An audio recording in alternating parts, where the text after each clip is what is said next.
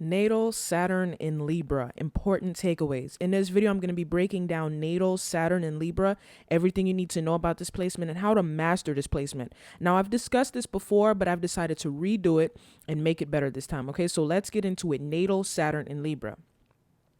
So Saturn represents our fears and insecurities and what we need to master in this life to feel successful and accomplished. That's what Saturn represents, our fears and insecurities and what we need to master in this life to feel successful and accomplished. Saturn also represents how we see our father, our experience with him, and our experience with authority figures. Saturn rules our authority figures, our father, and our experience with him. Libra is associated with others, meaning our relationships and partnerships and the compromising we have to do to make them work. Libra also rules beauty, music, and fashion. Okay, so that's what Libra is associated with, our relationships and partnerships, the compromising we have to do to make them work, and Libra also rules beauty, music, and fashion.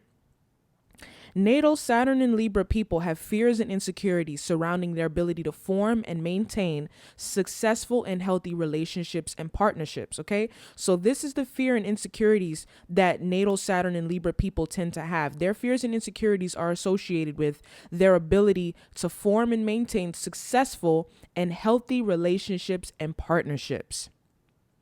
Celebrity example, Beyonce and Kim Kardashian.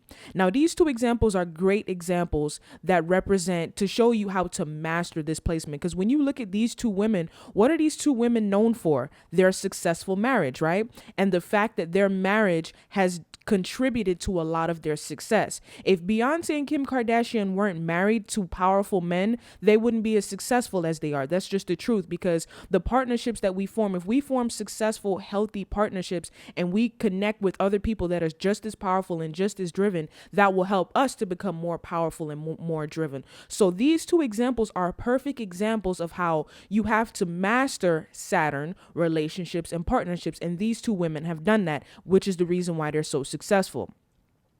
The father is seen as a man that is good with relationships and partnerships and negotiating, or he has significant difficulties with these matters. Now, going back to the two examples of Beyonce and Kim Kardashian, this is just another example of you see how these two have natal Saturn in Libra, because both of these two women, both of their fathers were considered good negotiators and they were good with relationships and good with partnerships. Beyonce's father was her manager for a very long time, and what's so funny is, so not only does it work in a positive way, you see the difficulties as well, because not only did her father help contribute to a lot of her business and her success because he was a good negotiator, he was good with, working with others, but she also had problems with her father and she had to cut him off and get rid of him as her manager. And then you have Kim Kardashian. Her father was absolutely seen as a man that was good with relationships and partnerships and negotiating. Her father was seen as a successful lawyer. That's where his success came from being a lawyer. And to be a good lawyer, you have to know how to be good with relationships, good with partnerships, and good with negotiating, right?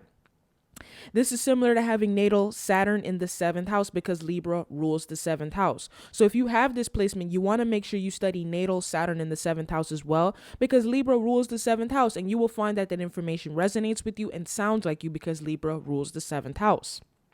Natal Saturn and Libra people have to overcome relationship and partnership difficulties and form positive and healthy relationships with others that will benefit both parties. Okay, so that's the biggest, most important takeaway, is that when you have this, you have to overcome relationship and partnership difficulties and form relationships and partnerships with people that will benefit you both. That's everything you need to know. Thank you for watching. Like, share, subscribe, comment down below. Let me know what you think. Take care.